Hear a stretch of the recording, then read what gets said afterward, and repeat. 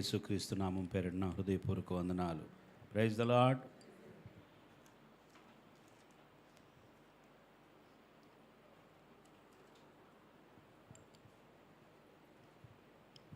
అపోస్తుల కార్యములు 20వ అధ్యాయము 24వ వచనం చదువుతున్నాను, జాగ్రత్తగా వినండి. బైబిల్ ఉన్న వారు తీసి చూడండి. అపోస్తుల కార్యములు 20వ అధ్యాయము 24వ వచనం. అయితే దేవుని కృపా సువార్తను గూర్చి సాక్ష్యం ఇచ్చుటయందు నా పరుగును నేను ప్రభు అయిన యేసు వలన పొందిన పరిచర్యను తుదముట్టింపవలనని నా ప్రాణమును నాకెంత మాత్రమును ప్రియమైనదిగా ఎంచుకొనుట లేదు. మరలా చదువుతున్నాను, జాగ్రత్తగా వినటానికి ప్రయత్నం చేయండి. అయితే దేవుని కృపా సువార్తను గూర్చి సాక్ష్యమిచ్చుటయందు నా పరుగును నేను ప్రభు అయిన యేసు వలన పొందిన పరిచర్యను తుదముట్టింపవలనని నా ప్రాణమును నాకెంత మాత్రమును ప్రియమైనదిగా ఎంచుకొనుట లేదు. ప్రార్థన చేసుకుందాం. మహోన్నతుడా, మమ్మల్ని ఇంకనూ ఈ భూమి మీద సజీవులుగా ఉంచిన మా దేవుడవు, మమ్మలను రక్షించిన దేవుడవు నాయనా, మమ్మలను విమోచించిన దేవుడవు, మాకు నీ ఆత్మనిచ్చిన దేవుడవు, నీకు స్తోత్రాలు చెల్లిస్తూ ఉన్నాం. నిత్యము ప్రభువా మమ్మల్ని నడిపిస్తున్న దేవుడవు నాయనా, నీకు స్తోత్రం చెల్లిస్తూ ఉన్నాం. ప్రభువా, నీ మాట జీవము గలది. నీ మాటయే మాకు ఆదరణనిచ్చేది. నీ మాటయే మాకు హెచ్చరికనిచ్చేది. నీ మాటయే మమ్ములను లోతైన దీవెనలతో నింపి నడిపించేది. అందును బట్టి మీ స్తోత్రం చెల్లిస్తూ ఉన్నాం. ఈ రాత్రి నాయన మీ సన్నిధికి వచ్చి ఉండగా మా అందరితో మాట్లాడమని, మీ నామాన్ని గనపరుచుకొనమని యేసు నామములో స్తుతించి వేడుకొని ప్రార్థిస్తున్నాను తండ్రి, ఆమేన్. అపోస్తలుడైన పౌలు తన జీవితంలో దేవుని కొరకు ఎలా జీవించాలని అనుకున్నాడో సాక్ష్యమిస్తూ ఉన్నాడు. ప్రభు నిమిత్తమై తను ఎలా జీవించాలో, తను ఇష్టపడిన జీవితం ఎలాంటిదో మనకి సాక్ష్యం ఇస్తున్నాడు. దేవుని స్తోత్రం. దేవుని కృపా సువార్తను గూర్చి, దేనిని గూర్చి? సువార్తను గూర్చి. కృపతో ఉన్నటువంటి ఆ కృపా సువార్తను గూర్చి సాక్ష్యమిచ్చుట యందు నా పరుగును. మనందరి జీవితము ఒక పరుగు పందెము. దేవునికి స్తోత్రం. ఈ భూమి మీద మనము పరిగెడుతూ ఉన్నాం. మనం ఒక పందెపు రంగములో ఉన్నాం. We're in the race. పరిగెత్తేటటువంటి ప్రతి ఒక్క బిడ్డకు ఒక ఉద్దేశం ఉంటుంది. ఏంటది? నేను గెలవాలి. దేవునికి స్తోత్రం. పరిగెత్తే ప్రతి ఒక్కరికి ఆశ, నాకు మెడల్ రావాలి, నాకు ఒక గొప్ప బహుమతి రావాలి, నేను ఎలాగైనా సరే ఒక మంచి బహుమతిని పొందుకోవాలి. దానికోసం ఎంతగానో సిద్ధపడటం జరుగుతుంది. భౌతికంగా మనం ఎవరైనా సరే ఆటల్లో పాల్గొనే వారిని గమనించినట్లయితే, లేదా ప్రపంచంలో ఎంతో గొప్పగా జరిగే అథ్లెట్స్, ఆ ఒలింపిక్స్లో పాల్గొనే వారిని గనక మనం గమనించినట్లయితే, వారు భౌతికంగా నిజంగా పరిగెడతా ఉంటారు కదా! ఆ పరుగులో ఎలాగైనా సరే ఒక మెడల్ సంపాదించాలి. నేను గెలవాలి. అనేక మందిలో నేను గెలవాలి. నేను ఒక బహుమతిని సంపాదించుకోవాలని వారు పొద్దున లేచిన తర్వాత రాత్రి పడుకునే వరకు కూడా ఎంతో ఒక క్రమశిక్షణ కలిగి, దేవుని స్తోత్రం, ఎంతో సిద్ధపడుతూ వారి యొక్క మనసంతా, వారి దృష్టి అంతా ఆ లక్ష్యం మీద, నేను ఈ పందెములో గెలవాలి. దేవునికి స్తోత్రం. నేను ఎలాగైనా సరే గెలవాలి అని పరిగెడతా ఉంటారు, సిద్ధపడతా ఉంటారు. 1924 సంవత్సరంలో దేవుని నమ్మినటువంటి, దేవుని యందు విశ్వాసం కలిగినటువంటి ఒక వ్యక్తి ఉన్నాడు. అతని పేరు ఎరిక్ లిడెల్. ఎరిక్ లిడెల్ అనే ఈ వ్యక్తి రన్నింగ్ రేస్‌లో పాల్గొనాలని ఎంతగానో సిద్ధపడి, ఎంతో శ్రమపడి, ఎలాగైనా సరే నేను గెలవాలని ప్రార్థన చేసేవాడంట. ప్రభువా, ఈ పందెపు రంగములో నాకు విజయము దయచేయి.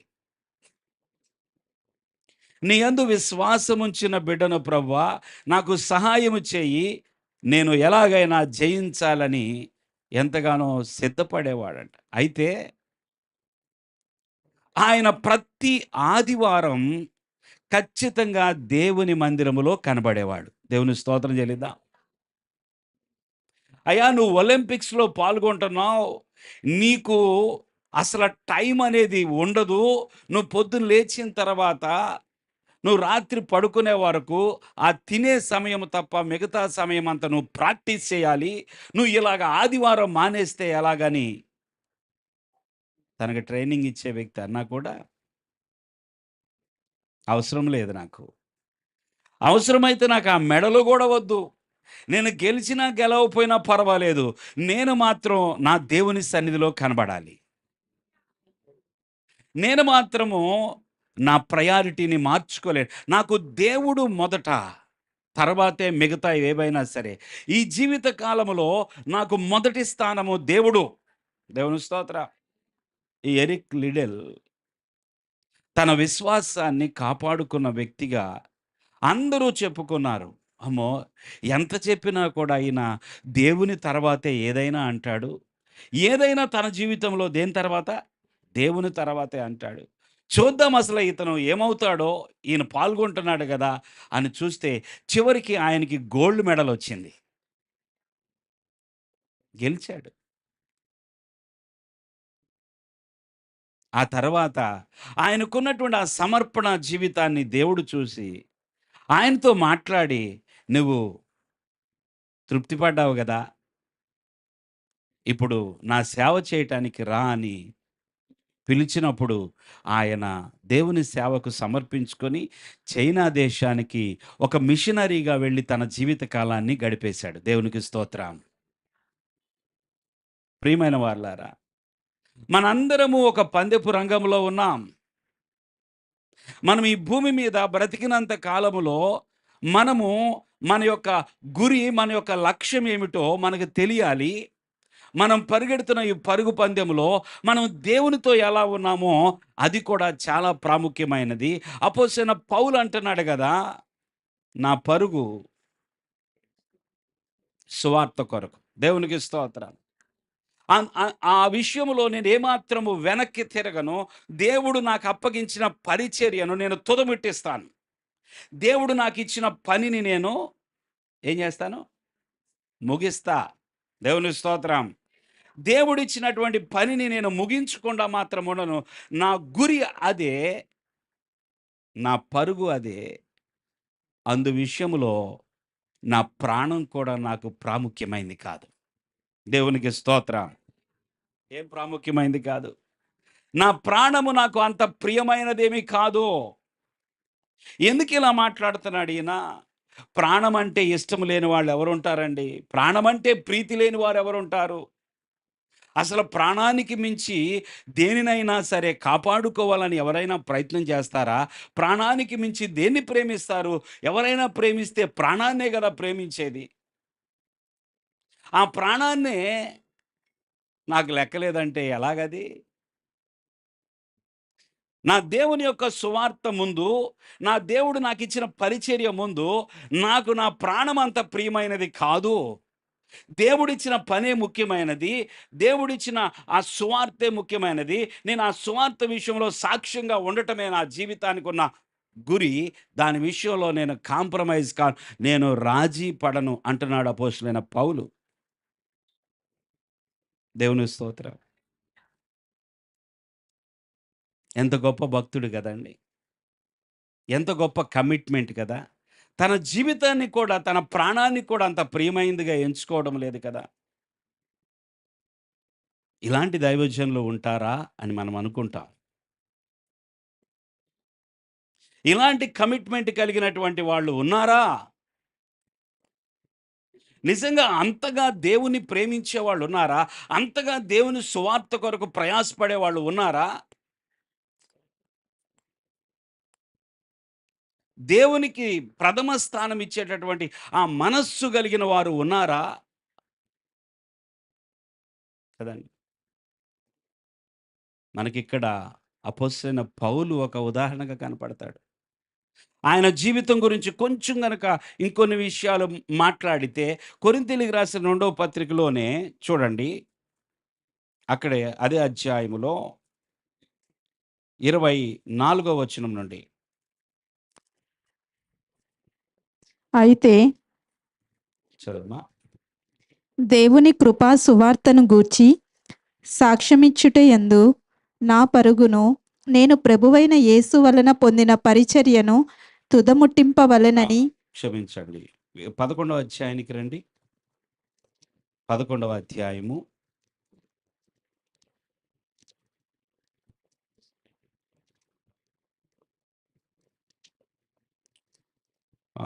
22వ వచనం నుండి. వారిని గూర్చిన సమాచారము యెరూషలేములో 11వ అధ్యాయము ఏది చూస్తున్నామా? కొరింథీయులకు రాసిన 2వ పత్రిక 11వ అధ్యాయము 22వ వచనం. వారు హెబ్రీయులా, నేనును హెబ్రీయుడనే. వారు ఇశ్రాయేలీయులా, ఆ, నేనును ఇశ్రాయేలీయుడనే. ఆ, వారు అబ్రహాము సంతానమా, నేనును అట్టివాడనే. వారు క్రీస్తు పరిచారకుల వెర్రివాని వలె మాటలాడుచున్నను, నేనును మరి ఎక్కువగా క్రీస్తు పరిచారకుడను. ఆ, మరి విశేషముగా ప్రయాసపడి తిని, మరి అనేక పర్యాయములు చెరసాలలో ఉంటిని. జాగ్రత్తగా వినండి. అపోస్తలుడైన పౌలు ఇస్తున్న సాక్ష్యం. అనేక పర్యాయములు ఎక్కడ ఉన్నాడంట? చెరసాలలో ఉంటిని, అపరిమితముగా దెబ్బలు తింటిని, అనేక మారులు ప్రాణాపాయములో ఉంటిని. ప్రాణాపాయములలో ఉంటిని. అనేక మారులు ఎక్కడున్నా నేను? ప్రాణాపాయములలో ఉంటిని.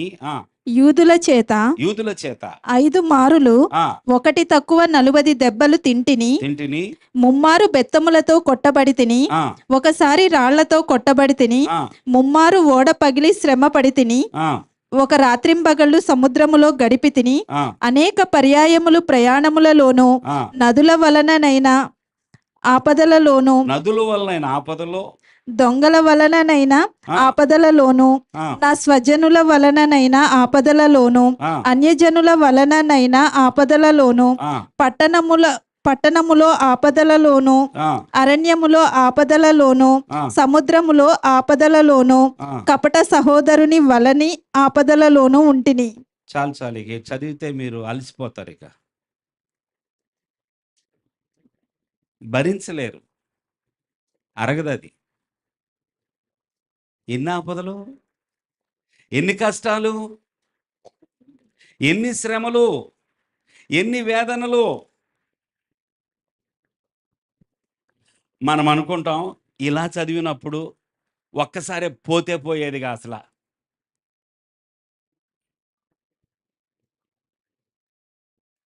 ఆ ప్రాణం అలా పోయినా బాగుండేది కదా. ఇన్ని ఆపదల, ఇన్ని శ్రమల, ఇన్నిసార్లు తట్టుకోవాలా, ఇన్నిసార్లు భరించాలా, అన్ని దిక్కుల నుండి అన్ని రకాలుగా ప్రాణాపాయములు కలుగుతూ ఉంటే ఎలాగ దేవుని యొక్క సువార్తను ప్రకటించాలి, ఎలాగ దేవుని పనిని ముందుకు తీసుకొని వెళ్ళాలి, ఇది ఎలా సాధ్యమో ఇటువంటి ఆటంకాలు, ఇటువంటి ఇబ్బందులు, ఇటువంటి శ్రమలు ఎదురవుతున్నప్పుడు కూడా నేను దేవుని పని చేయాలా అనే ప్రశ్న అనేక మందికి వస్తది. రాదా? దేవుని కొరకు ఇంకా సాక్షిగా ఉండాలా? దేవుని కొరకు ఇన్ని ఇబ్బందులు ఎందుకు ఎదుర్కోవాలి? అసలు ఎందుకు ఈ భూమి మీద ఈ జీవితము దేవుని కొరకు ఇంత శ్రమ పడాల్సిన అవసరం ఉన్నదా అని అనిపిస్తది. కానీ అందరూ తమ జీవితాలను దేవునికి అలా సమర్పించలేరు. కొందరు వారి జీవితాలను దేవునికి సమర్పించారు. కొందరు వారి జీవితంలో ఏది ఏమైనప్పటికీ, కష్టమైన, నష్టమైన, అవమానమైన, నిందైన దేవుని కొరకే అనుకున్న వారు పరిగెడతానే ఉంటారు. ఆఖరి ఊపిరి ఆగే వరకు వారు ఏం చేస్తారు చెప్పండి? పరిగెడతానే ఉంటారు. ఈ జీవితం అనే ఈ పందెపు రంగంలో వారి యొక్క ఫోకస్ మాత్రం మారదు. వారి యొక్క గురి మాత్రం తప్పదు. వారి లక్ష్యం మాత్రము మారదు. ఒకటే దాని మీద గురి పెట్టుకొని పరిగెడతా ఉంటారు. అమ్మో! అపోస్తలుడైన పౌలు. మనము చూడలేదు ఆయన్ని. ఆయన జీవితం గురించిన వార్తలు, ఆయన జీవితం గురించినటువంటి విషయాలు, చరిత్ర చదువుతూ ఉన్నాం. అయితే మన కళ్ళెదురుగా, మనము చూస్తున్న వారు మన కళ్ళెదురుగా ఆ విధముగా దేవుని కోసం ప్రయాసపడి దాటి వెళ్ళిపోతున్నారు. ఇది మన కళ్ళెదురుగా.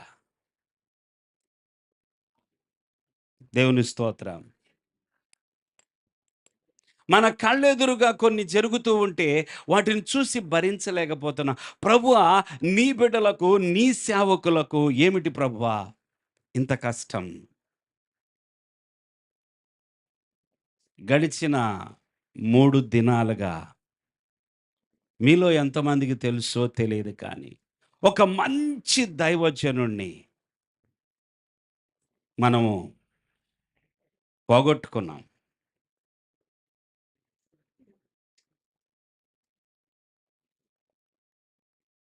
చాలా దేవుని కొరకు ప్యాషనేట్, అంటే ఒక ఒక బలమైన ఆకాంక్ష, ఆశ. ఇక ఆయనకున్న ఆ ఆశ అంతా కూడా ఒకటే, ఎలాగైనా సరే దేవుని యొక్క సువార్తకు నేను పాత్రగా వాడబడాలి. ఏమైనప్పటికీ పర్వాలేదు. తన నోట నుండే వచ్చిన మాటలు. రేపో మాపో అనగా కూడా నా ప్రాణానికి ముప్పు ఉన్నా పర్వాలేదు, నా ప్రాణం పోయినా పర్వాలేదు, కానీ నేను మాత్రం ఒక సాక్షిగా ఉండాలి అని చివరికి ఆయన హతసాక్షి అయ్యాడు. 3 రోజులుగా ఏ దైవజనుడు చూసినా ఆ వార్తలే.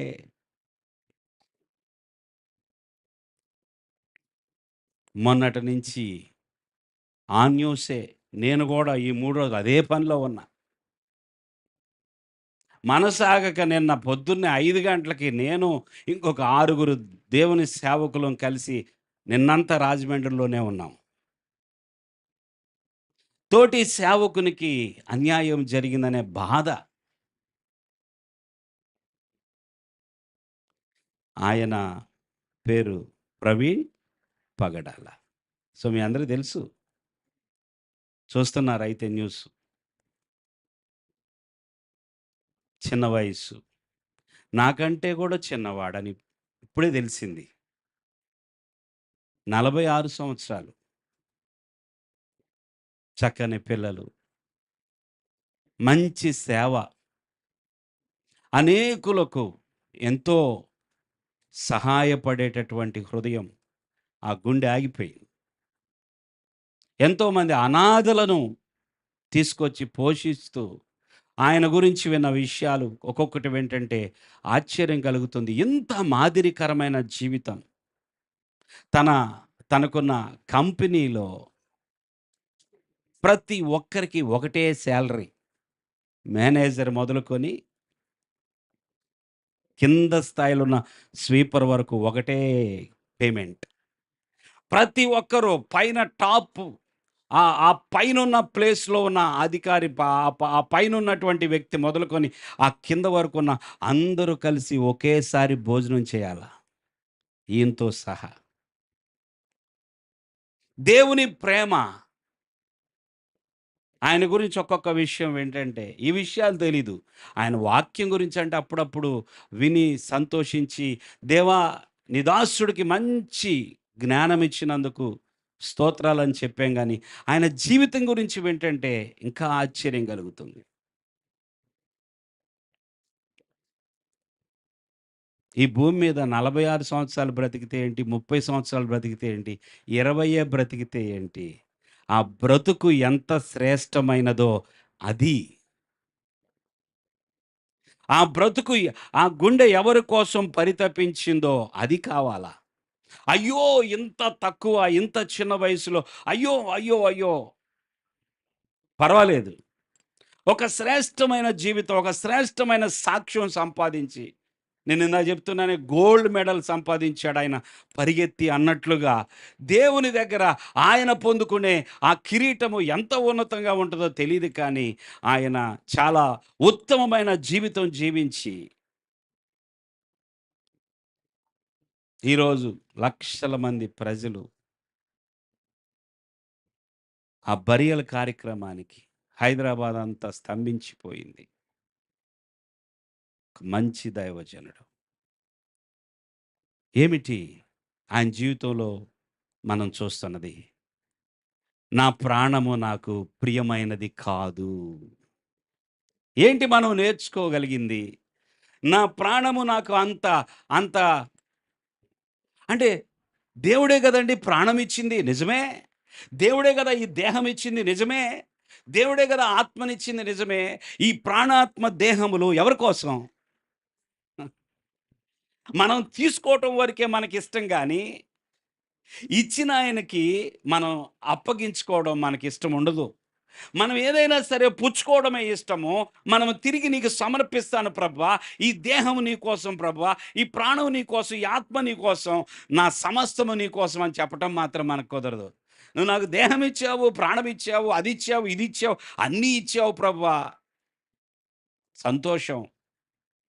నువ్వు మాత్రం కొంచెం దూరంగా ఉండయ్యా. నాకు చాలా పనుంది. నాకు చాలా ఇష్టాలున్నాయి. ఈ భూమి మీద నాకు ఎన్నో, ఎన్నో లక్ష్యాలున్నాయి. నేను ఎలాగైనా సరే నేను అనుకున్నది కదండీ. అనేక మందికి వారికి ఇష్టమైంది ఏంటో తెలుసా? ఈ భూమి మీద ఎలాగైనా నాకొక మంచి పేరు రావాలి. పేరు కోసం ప్రయాసపడతా ఉంటారు. దేనికోసం? నేను ఎలాగైనా సరే బాగా ఆస్తులు సంపాదించుకోవాలి, డబ్బు సంపాదించుకోవాలి, నేను ధనవంతుడవ్వాలి, ఎంతో ప్రయాసపడతా ఉంటారు. అధికారం సంపాదించాలి. ఏం కావాలి? నేను ఐ వాంట్ పవర్. నేను ఒక మంచి పొజిషన్‌లో ఉండాలి. పవర్. నాకు పవర్ కావాలి. ఇదే జీవితానికి వాళ్ళకి తెలిసిన గురి అదే. వాళ్ళ గురి వైపు వారు పరిగెడతా ఉంటారు. నేను అది సాధించాలి, ఇది సాధించాలి. సంతోషం. మరి దేహమిచ్చిన దేవుడు, ప్రాణమిచ్చిన దేవుడు, ఆత్మనిచ్చిన దేవుడు నీకేదైనా ఒక బాధ్యతనిచ్చాడేమో ఎప్పుడైనా? దానికోసం నేనేం చేస్తున్నాననే ఆలోచన మనకుంటదా? నేను తన సువార్తకు సాక్షిగా ఉంటున్నానా? నేను సాక్షినేనా? ప్రియులారా, మన కళ్ళెదుర జీవిస్తున్నటువంటి భక్తులను మనము చూసైనా సరే మనలో ఒక కమిట్మెంట్, ఒక సమర్పణ జీవితము మనకి మొదలవ్వాలి. దేవుని స్తోత్రం. హల్లెలూయా.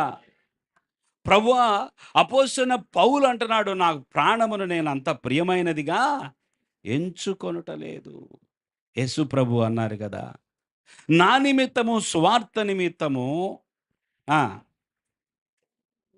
ఎవడైనను తన ప్రాణమును చూడండి ఒకసారి.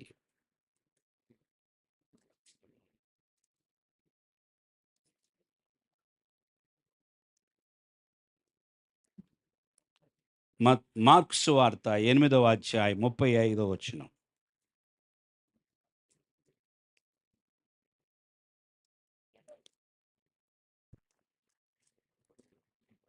తన ప్రాణమును రక్షించుకొనగోరువాడు దాన్ని పోగొట్టుకొనును.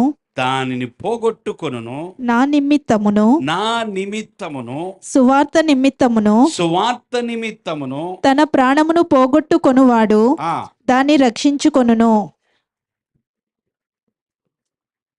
ఇదేం మాట?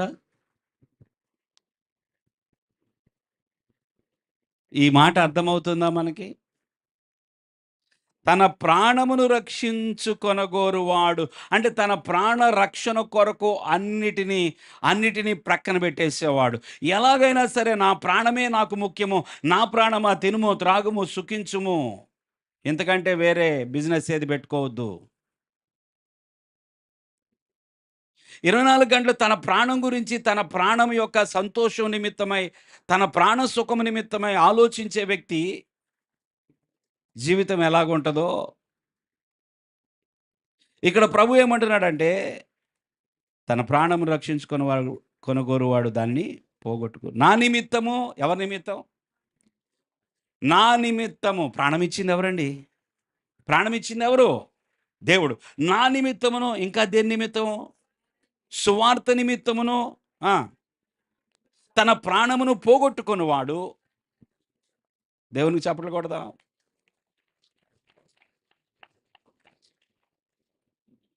పోగొట్టుకోలేదు, రక్షించుకున్నాడు ఆయన. దేవునికి స్తోత్రం. ఆయన పోగొట్టుకున్నాడని అనుకుంటే పొరపాటు అది. ఆయన పోగొట్టుకొనలేదు, ఆయన రక్షించుకున్నాడు. ఆయన సువార్త నిమిత్తము, ఆ ప్రభు నిమిత్తము తన ప్రాణాన్ని రక్షించుకున్నాడు. ఆయన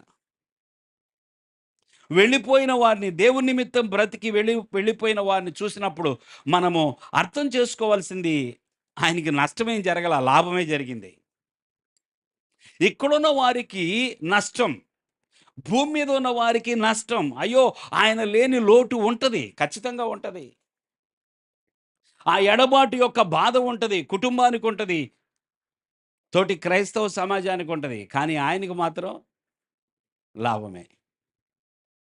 అందుకే కదా పౌలు అంటాడు, నా మట్టుకైతే బ్రతుకుట క్రీస్తు, చావైతే చెప్పండి, చావైతే అయ్యో, చావు ఎలా లాభం అయింది? చావైతే నష్టం కదా. ఈ వార్త వినగానే ఎంతమంది ఏడ్చారో ఆ దైవజనుడి గురించి. ఆ ప్రవీణ్ పగడాల ఆయన గురించి విన్న వాళ్ళందరూ బాధపడని వాళ్ళు లేరు, ఏడవని వారు లేరు. ఆ వార్త వినగానే నాకు ఒక ఫోన్ వచ్చింది. నేను అది నాకు తెలియలేదు. తర్వాత ఏంటా అని చెప్పి ఫోన్ చేస్తే ఒక సహోదరి, అయ్యో ఎంత పని అయిపోయింది. ఏంటి సిస్టర్, నీకు తెలిసిందా, పలానా దైవజనుణ్ణి చంపేశారు, ఇప్పుడే చూస్తున్నా నేను అన్నాను. ఆ సిస్టర్ అన్నారు కదా, తనకున్న బాధను బట్టి, తనకున్న వేదన బట్టి, ఆ దైవజనుడి మీద ఉన్న అభిమానాన్ని బట్టి, ప్రేమను బట్టి, ఆయన ద్వారా మేలు పొందుకున్న ఆ యొక్క సందర్భాలను బట్టి అలా మాట్లాడతారు. మన మనుషులం గనక నాకు అర్థమైంది, ఏంటి ఇంత అన్యాయము, దేవుడు ఎందుకు అలా చేశాడు? ఏంటి, ఎవరు చేశారు? ఒక దేవుని బిడ్డ మాట్లాడుతున్న మాట ఇది. దేవుడేంటి ఎంత అన్యాయము? ఇలాంటి దైవజనుడు అసలు మనకి దొరుకుతాడా? ఇలాంటి దైవజనుడు ద్వారా, ఆయన ద్వారా వస్తున్నటువంటి అనేకమైన విషయాలు అంత క్షుణ్ణంగా, అంత జాగ్రత్తగా వివరించి చెప్పగలిగిన వారు ఎవరున్నారు? అలాంటి సేవకుడికి ఒకవేళ ఆ మరణము వచ్చినప్పుడు దేవుడు ఎందుకు తప్పించలేదు? దేవుడు అన్యాయం చేశాడు. దేవుడు, నేను ఒక 1 మినిట్ కూడా, ఒక హాఫ్ మినిట్ పాజ్, మౌనంగా ఉండి ఆగండి. దేవుడు ఎప్పుడు అన్యాయం చేయడు. దేవుడు రక్షించలేని వాడు కాదు. దేవుడు మరణాన్ని తప్పించలేని వాడు కాదు. దేవుని ఉద్దేశం ఏమన్నదో తెలియదు. కొన్నిసార్లు దేవుడు ఎందుకు మౌనంగా ఉంటాడో అది మనకు తెలియనంత మాత్రం కాదు. నేను అనేది ఏంటంటే, ఇలాంటి మంచి మంచి దైవజనుడు కదా! ఇటువంటి దైవజనునికి అలాంటి ఆపదొస్తే దేవుడు తప్పించలేడా? అదేదో నాకొస్తే బాగుండు గదా! అదేదో నాకొస్తే బాగుండు కదా! చాలామంది అలాగనుకున్నారు. అదేదో నాకొస్తే బాగుండేది కదా! అదేదో నాకు జరిగితే బాగుండేది కదా! ఆయన బ్రతికుంటే ఇంకా అనేక మందికి సాక్ష్యము చెప్పేవాడు గదా! ఆయన పని చేస్తున్న వ్యక్తి గదా! ఆయన దేవుని కోసం బ్రతుకుతున్న వ్యక్తి గదా! అదేదో నాకొస్తే బాగుండు గదా! ఇంకొందరు అది ఆయనకి జరిగి ఉండకపోతే, అది ఆయన కాకుండా ఉండకపోతే బాగుండును. అది ఆయన కాదు అనే వార్త వస్తే బాగుండును కదా! క్రైస్తవ సమాజం కదిలిపోయింది. అది ఆయన కాకుండా ఉంటే బాగుండును. ప్రియులారా, ఒక శ్రేష్టమైన జీవితం జీవించి, తన ప్రాణాన్ని ప్రియమైనదిగా ఎంచుకోకోకుండా, ఈ లోకములో ఆ సువార్త కోసం, ఆ పని నిమిత్తం, ఆ దేవుని నామము కొరకై ఆయన తన ప్రాణాన్ని అర్పించడానికి కూడా ఎప్పుడో సిద్ధపడిపోతే, మనమెందుకు ఇలా మాట్లాడాలి? మనకి ఏ హక్కుంది? ఆయన తన ప్రాణం విషయంలో తనకొక హక్కు ఉన్నది. తన తన ప్రాణం విషయంలో తనే ప్రభువా ఐ యామ్ రెడీ. నేను సిద్ధమే ప్రభువా. నాకేమి జరిగినా అనేకులకు ముందుగానే సాక్ష్యం ఇచ్చి, ఇదిగో నాకు కీడు ఏదో ప్రమాదము పొంచి ఉన్నది. నాకు జరగబోతున్నది అని చెప్పి కూడా ఆయన ధైర్యంగానే తిరుగుతున్నాడే. ఆ గుండె, ఆ ధైర్యం అన్నీ తెలిసి కూడా ఆపద ఉన్నదేమో, కీడు ఉన్నది అని తెలిసి, శత్రువు ఉన్నాడని తెలిసి, శత్రువు వెదుకుతున్నాడని తెలిసి కూడా అది ధైర్యంగానే తిరుగుతుంది ఆ గుండె. ఆ గుండెకి ఏం కాలా? ఏం కాలేదు. ఆ గుండె ఆగింది. ఇప్పుడు ఆ గుండె నెమ్మదిగా ఉంది. దేవుని స్తోత్రం. మనము తొందరపడి దేవుణ్ణని, మనము తొందరపడి ఇంకొకరిని దూషించి, మనము తొందరపడి ఆయన గురించి ఎలా పడితే అలా మాట్లాడి, నిన్న ఒక సేవకుడు కూడా మేమెళ్తున్న గుంపులో ఇద్దరు ముగ్గురు సేవకులు పదే పదే ఆయన తప్పు చేశాడు. ఇంత జ్ఞానం ఉంది గాని ఆ జ్ఞానం లేదా? ఈ జ్ఞానం లేదా? ఇంత నిర్లక్ష్యమా? అని మాట్లాడుతుంటే నాకు చాలా కోపమొచ్చింది గానీ అణుచుకొని, తెలియని విషయాల గురించి ఎక్కువ మాట్లాడితే మన నోటికి వాత పడిద్దనమాట. కొన్ని ఎందుకు జరుగుతున్నాయో, కొన్ని ఎందుకు దేవుడు అనుమతిస్తాడో, కొన్ని ఎందుకు జరిగినాయో మనకు తెలియదు. తెలియనప్పుడు నోరు మూసుకొని ఉండటం మంచిది. అనవసరంగా నోరుందని మాట్లాడితే ప్రతి మాటకి లెక్క చెప్పాలి. అవునా కాదా? మనమే చాలా భక్తులంగా మాట్లాడేస్తాం చాలా సార్లు. అసలు అలా చేసి ఉండకూడదు, ఇలా చేసి ఉండకూడదు, అది నోరు మూసుకోవాలి అంతే. ఎక్కువ మాట్లాడకూడదు మనం. దేవుడు బలంగా, దేవుడు అభిషేకించి, దేవుడు జ్ఞానమిచ్చి, తన మహిమ నిమిత్తమై వాడుకున్న పాత్రల గురించి, వారి గురించి మనం ఎక్కువ మాట్లాడకూడదు. దేవుడి గురించి అసలే మాట్లాడకూడదు. కదా! తెలీదు. ఆవేశపడతాం, బాధపడతాం. మెల్లగా అర్థమవుతది. దేవునికి స్తోత్రం. దేవునికి స్తోత్రం. ప్రియులారా, నా నిమిత్తము గాని, సువార్త నిమిత్తం గాని, తన ప్రాణాన్ని పోగొట్టుకున్నవాడు రక్షించుకొనును. దేవునికి స్తోత్రం. ఇంకా ఏమన్నాడు ప్రభు? ఒకడు హ్మ్. సర్వలోకమును సంపాదించుకొని ఆ! తన ప్రాణమును పోగొట్టుకొనుట ఆ! వానికేమి ప్రయోజనము? దీని అర్థం తెలుసు కదా! నాకు ఈ లోకమే ముఖ్యమైనది. ఈ లోకము, ఈ లోక సంబంధమైనవే నాకు కావాలి. నా బ్రతుకంతా కూడా ఈ లోకంలో ఏది కావాలి? తినేది, త్రాగేది ఇదే. ఈ లోకమంతా సంపాదించుకుంటాడు గానీ, చివరికి ఏం పోగొట్టుకుంటాడంట? మరొకరేమో దేవుని నిమిత్తం ప్రాణం అప్పగించుకుంటారంట. ఒకరేమో లోకం నిమిత్తము అప్పగించుకుంటారు. ఎవరు గొప్పవాళ్ళు? లోకం గావాలి, లోకం గావాలి, లోకమంతా సంపాదించాలనే వ్యక్తి గొప్పవాడా? నాకు దేవుడే ముఖ్యం. దేవునికి స్తోత్రం. నాకు దేవుడే ముఖ్యము. అందుకే ప్రభువు అంటాడు గదా!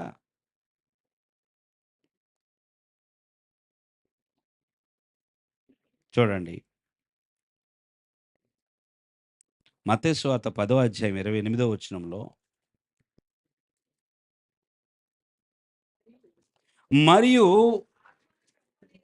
ఆత్మను చంపనేరక దేహమునే చంపువారికి దేహమునే చంపువారికి భయపడకుడు గాని భయపడకుడి గాని ఆత్మను ఆత్మను దేహమును కూడా దేహమును కూడా నరకములో నశింపచేయగల వానికి ఆ, మిక్కిలి భయపడుడి.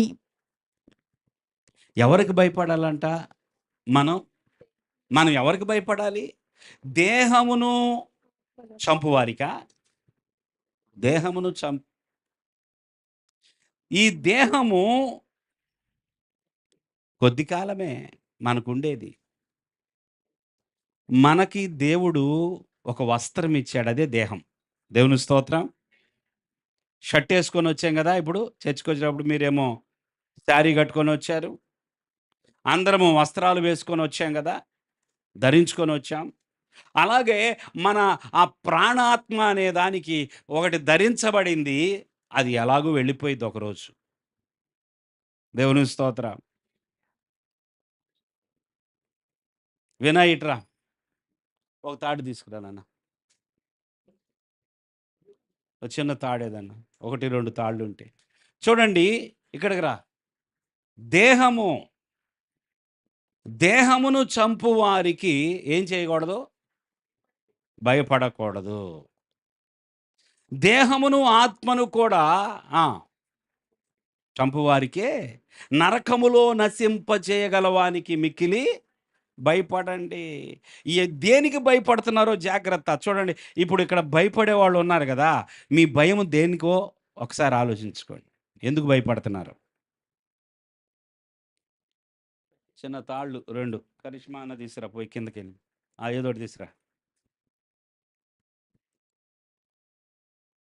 ఆత్మను చంపనేరక దేహమునే చంపువారికి భయపడకుడి గాని ఆత్మను దేహమును కూడా నరకములో నశింపజేయగలవానికి మిక్కిలి భయపడుడి.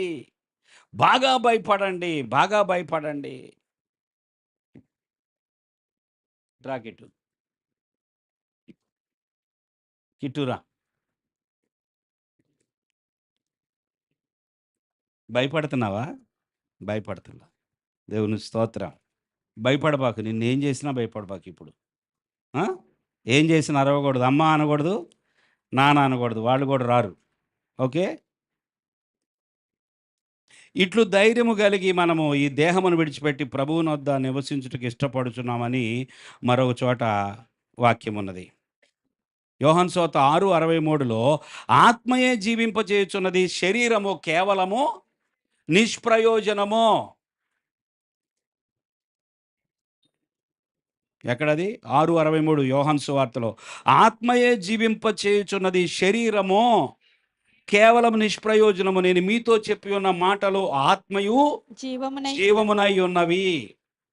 గమనించండి, శరీరము నిష్ప్రయోజనం అంటే శరీరాన్ని దేవుడు దూషించడం లేదు, శరీరాన్ని దేవుడు హీనపరచట్లేదు. ఈ దేహం మనకి ఎందుకు దేవుడు ఇచ్చాడో తెలుసా? పరిశుద్ధాత్మక నిలయం. ఇదిగో ఈయన చేతులు కట్టాయి ఫస్ట్, ఇట్లా ఊరికే కట్టేయటం అంటే గట్టికి కాదు, మొత్తం ఇట్లా ఇట్లా చుట్టూ, ఆ తర్వాత కాళ్ళు. చూడండి, మనము దేహము కలిగిన వారం. ఈ భూమి మీద దేహాన్ని దేవుడు మనకిచ్చాడు. దేవునికి స్తోత్రం. ఈ దేహము మనము ధరించుకొని వచ్చాము. అయితే ఈ దేహము ఉన్నంత కాలము ఇది మనకు నిలయమే, పరిశుద్ధాత్మక నిలయమే. చప్పట్లు కొట్టండి దేవునికి. నువ్వు ఎక్కడ ఉంటున్నావు అంటే నీ దేహంలో ఉన్నావు. నువ్వు ఎక్కడున్నావు చెప్పండి? నువ్వు ఎక్కడున్నావు? దేహములో ఉన్నావు.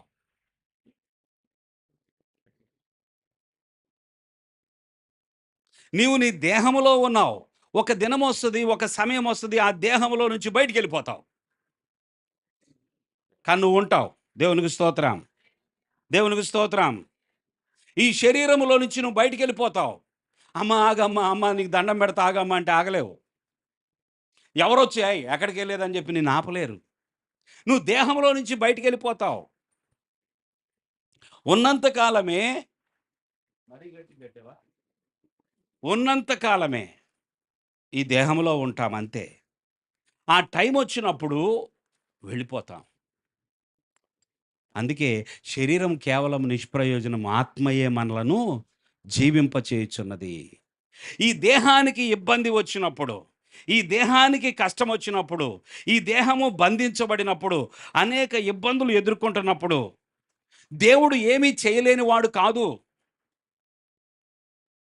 నీ బంధకాలను చూస్తున్నటువంటి దేవుడు, అయ్యో చేతులు కదలట్లేదు, కాళ్ళు కదలట్లేదు, అన్నీ బంధించబడిపోయినాయి, శత్రుని మీద దాడి చేసినప్పుడు దేవుడు ఈ దేహాన్ని రక్షించలేడు అనుకోవద్దు. ఈ దేహానికి ఈ జలుబు చేసినా, జ్వరము వచ్చినా, ఇంకే నొప్పి వచ్చినా, ఏ లేని వాడేం కాదు, దేవుడు స్వస్థపరచగలడు. ఇది స్వస్థపరచబడిన తర్వాత కూడా ఇప్పుడు ఈయనకి జ్వరం వచ్చింది అనుకోండి, యేసు నామములో ప్రార్థన చేసిన తర్వాత జ్వరం తగ్గిపోయింది, మరలా జ్వరం రాళ్ళను కొట్టి బంధించినప్పుడు వాళ్ళు మధ్యరాత్రి లేచి ఏం చేస్తున్నారు? దేవుని స్తుతిస్తున్నారు. శ్రమలో కూడా దేవుని మీదే ఫోకస్. దేవునికి స్తోత్రం చెల్లించండి. శ్రమలో కూడా, బాధలో కూడా, ప్రాణాపాయ పరిస్థితుల్లో కూడా, ప్రభువా నువ్వు నాకు తోడుగా ఉన్నావు, నువ్వే నన్ను విడిపిస్తావు, నీకు స్తోత్రం నాయన, నన్ను రక్షించావు, నా పాపాలు క్షమించావు, ఈ దేహములో నేనున్నాను ప్రభువా, ఇదిగో ఈ దేహము కలిగినటువంటి ఈ బాధ నుంచి నువ్వు విడిపించే దేవుడివే, నేను మాత్రం నీ వైపే చూస్తున్నా.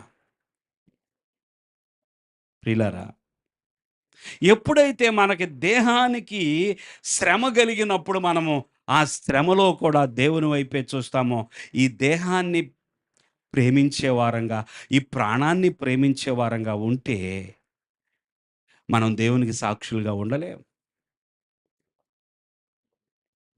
దేవుని స్తోత్రం. మన ప్రాణమే మనకు ప్రియమైనది అన్నప్పుడు మనము ఏమీ చేయలేం. మనకన్నీ బాగుంటేనే దేవా స్తోత్రం, యేసయ్యా నువ్వు మంచివాడు, గొప్పవాడు అంటాం. కొంచెం శ్రమ కలగగానే మనం ఏంటి ప్రభా నాకెందుకు ఈ శ్రమ అని ప్రశ్నించే వాళ్ళమైతే ఈ దేహము ద్వారా దేవుణ్ణి మహిమపరచట్లా ఏం చేస్తున్నాం? అపవాదికి చోటిస్తున్నాం. ఈ దేహము ద్వారా దేవుణ్ణి మహిమపరచడం అంటే ఏ పరిస్థితిలోనైనా ఆ ఊపిరి ఆగే వరకు దేవునికి స్తోత్రం చెల్లించడమే. హల్లెలూయా.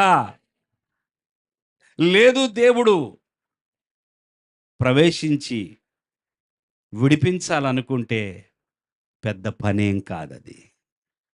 చెరసాల బద్దలైపోద్ది. హల్లెలూయా.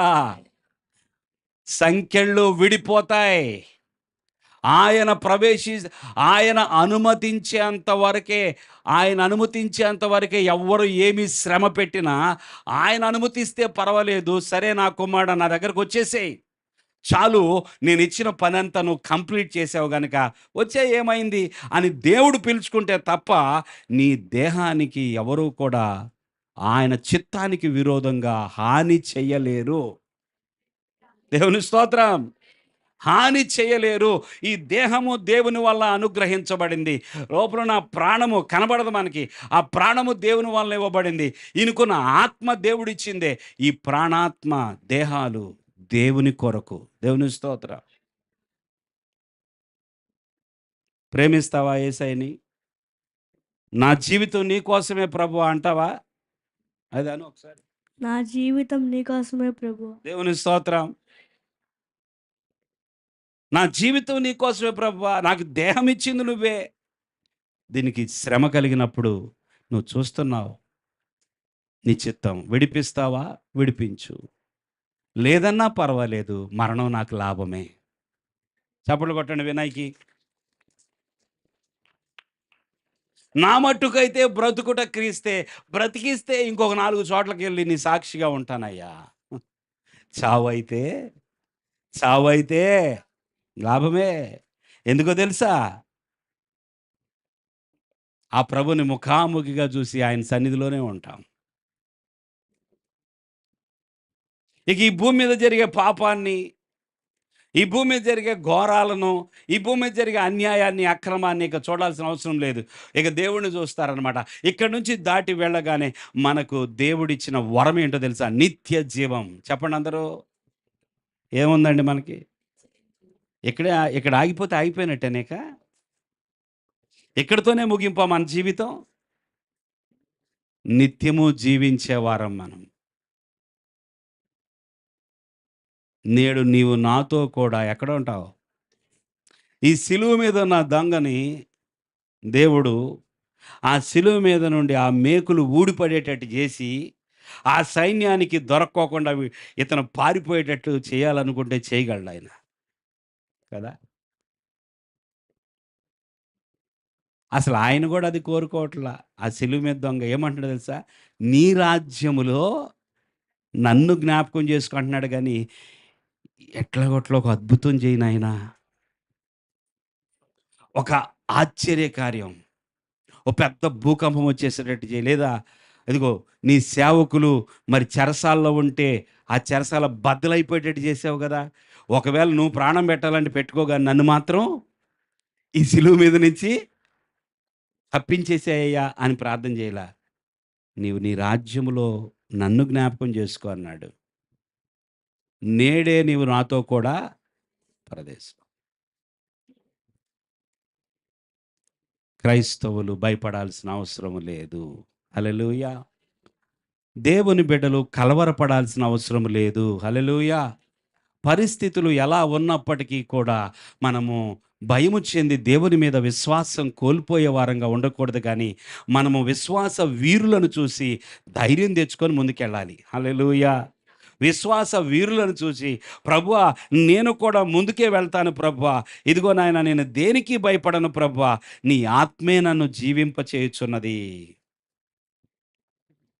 నేను దేనికి భయపడనయ్యా. ప్రకటన గ్రంథము ఈ వాక్యం చదువుకొని ముగించుకుందాం. 12వ అధ్యాయము 11వ వచనం.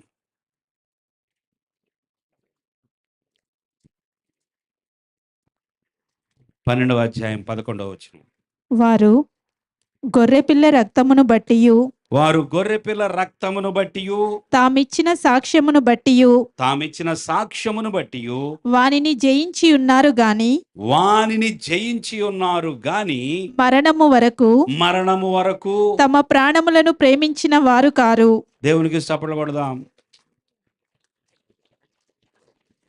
దేవుని స్తోత్రం.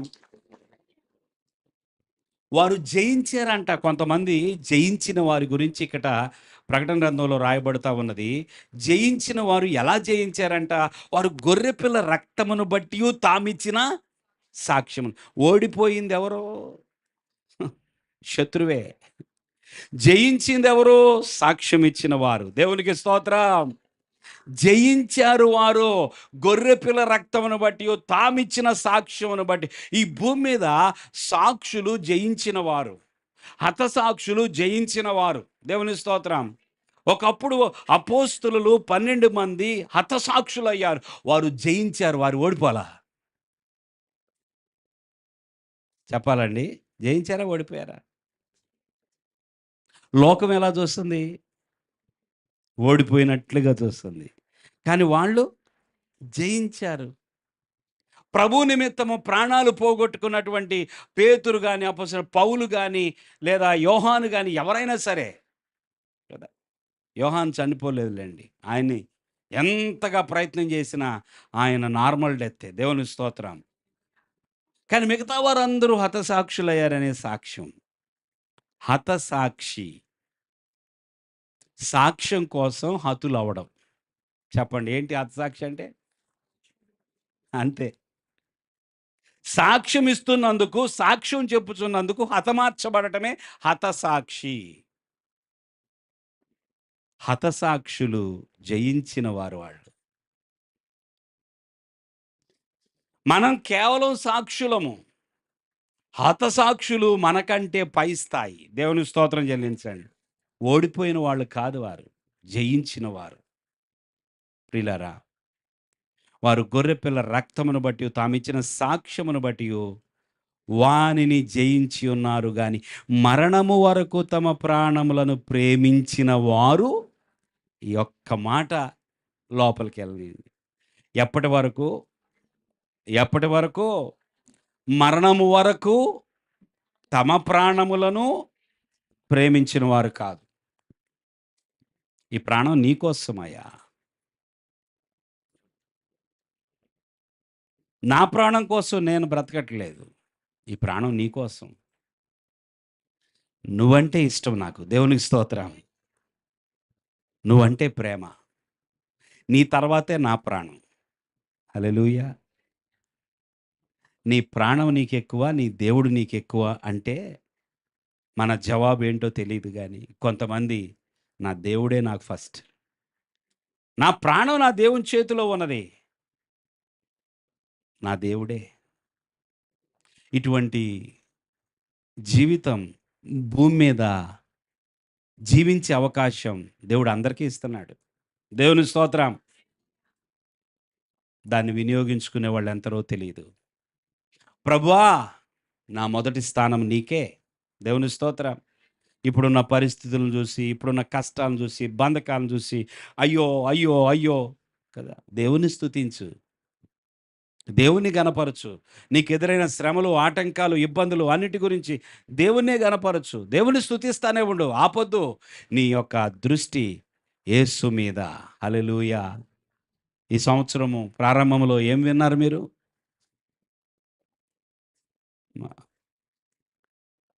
అంత గుర్తుంటుందా మనకి? జనవరి 1